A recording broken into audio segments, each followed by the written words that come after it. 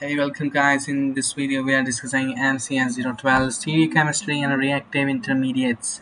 Before starting this, I want to share something. InSciClub is providing all type of assignments in the PDF and the handwritten form.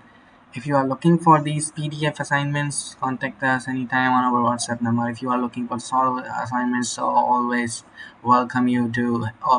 We will ship at your address if you are looking for the handwritten. If you want PDF assignments, solve assignments, so we will provide you on your WhatsApp. Here you can see the paper, which is MCS 012, which is 3D chemistry based. So in this paper there are total 10 questions. Each has questions marks 5 marks. And if you are looking for these questions, contact us anytime so that we will provide all the answers accordingly. Thank you so much for watching. We will meet you soon in the next video.